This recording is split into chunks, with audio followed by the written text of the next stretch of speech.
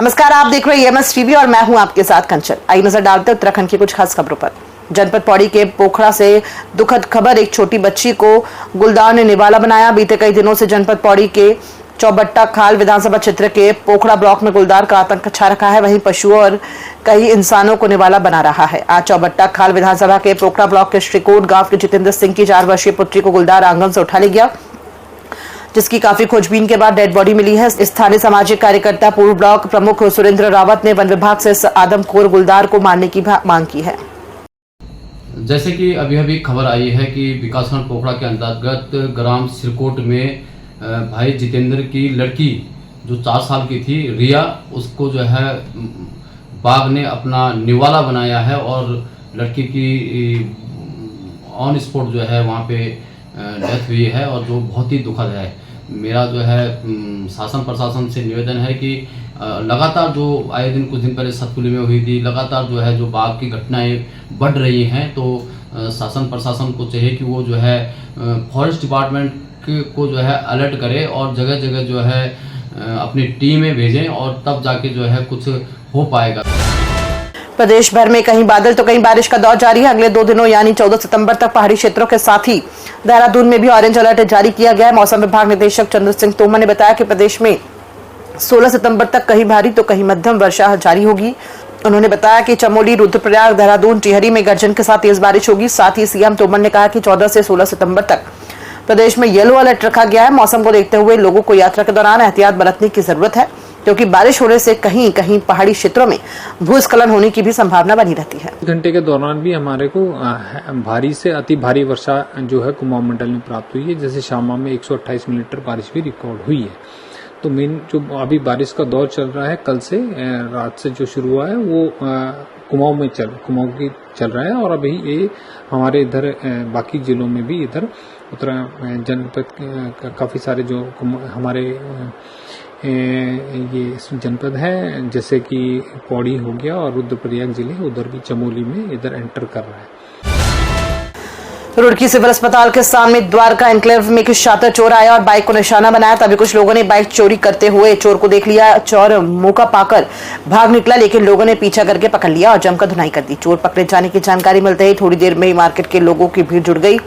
पकड़े गए चोर की लोगों ने जमकर पिटाई करने लगे। इसी दौरान किसी ने घटना की सूचना नगर कोतवाली थाना गंगनगर की पुलिस को दी है। सूचना मिलते ही पुलिस मौके पर पहुंचकर चोर को लोगों की भीड़ से बचाकर अभिरक्षा में लेकर थाने ले गई।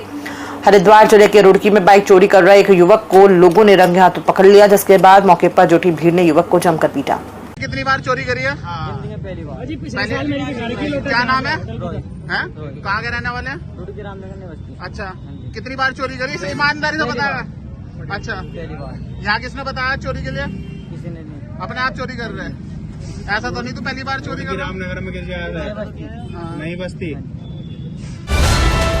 प्रदेश कांग्रेस कार्यालय में एक प्रेस वार्ता के दौरान कांग्रेस चक्राता विधायक प्रीतम सिंह ने भाजपा सरकार पर निशाना साधते हुए कहा है कि कांग्रेस के कार्यकाल में कमेटी गठन कर 582 मलिन बस्तियों को चिन्हित कर मलिकाना हक देने की शुरुआत की गई थी, लेकिन इस समय भाजपा की सरकार में एलिवेटेड रोड के नाम पर सरकार मलिन बस्तियों को उजाड़ने का काम कर रही है। मलिन बस्तियों के परिप्रेक्ष्य में मैं ये कहना चाहूँगा, जब हमारी सरकार थी, हमारी सरकार के समय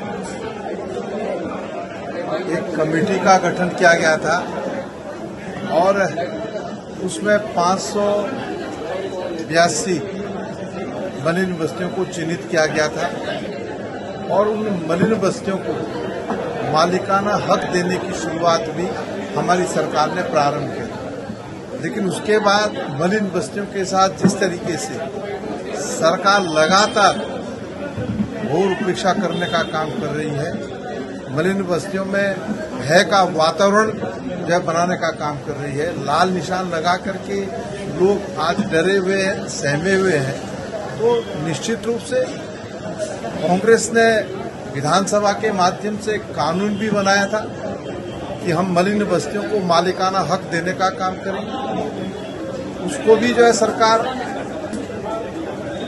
मानने के लिए तैयार नहीं, उसका भी लगातार उल्लंघन हो रहा है।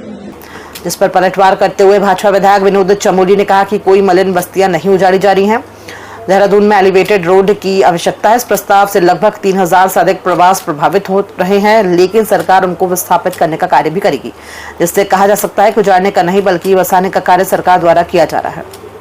कि देहरादून में 2 एलिवेटेड रोड्स का प्रस्ताव है, जो इसकी आवश्यकता भी है, तो उसके कारण 3000 से लगभग 3500 के लगभग जो मन्य बस्तियों में जो आवास है वो प्रभावित हो रहे हैं। तो हम लोगों ने उनको विस्थापित करने की व्यवस्था की है, क्योंकि ऐसा नहीं कि किसी को उजाड़ा जा रहा है, बल्कि उनको बसाया जाएगा।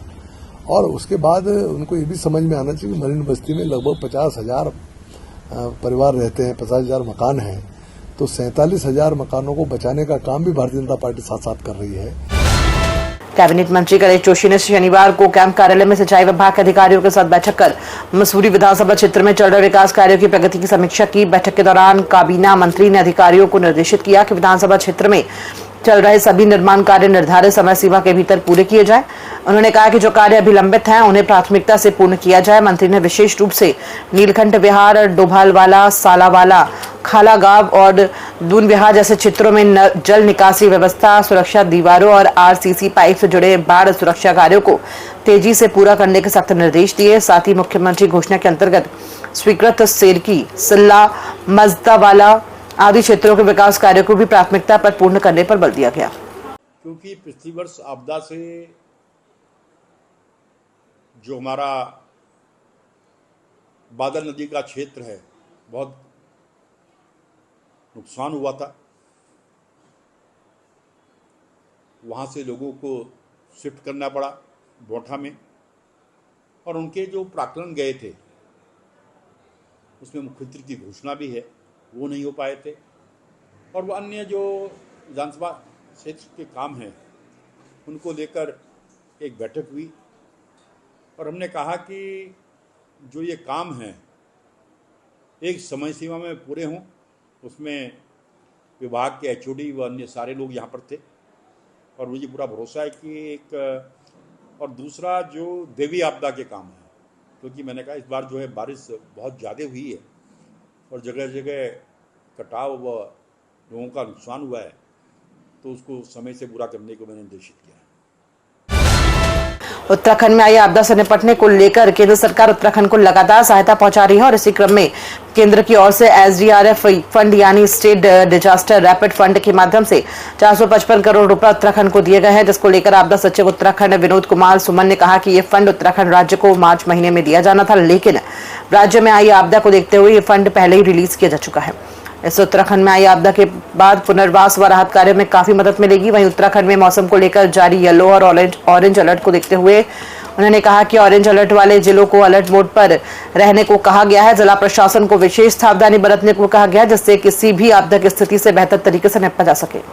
आई आपदा को देखते हुए जो किस्त हमको मार्च में मिली थी, वो किस्त भारत सरकार ने पहले जारी कर दिया हमको। इस क्रम में भारत सरकार ने 455 करोड़ रुपए की विशेष सहायता एसडीआरएफ मद में उत्तराखंड के लिए स्वीकृत की है। उस कार्य से हम राहत बचाव कार्य में तेजी आएगी, रिकवरी रिकंस्ट्रक्शन के काम कर पाएंगे, और जो क्षमता विकास करने के लिए जो हमें धनराशि की आवश्यकता है वो भी हम पूरा कर पाएंगे, और निश्चित रूप से आपदा से निपटने के लिए इसे मदद मिलेगी। ठीक है सर, थैंक यू। खबरों में फिलहाल इतना ही, दीजिए इजाजत, नमस्कार।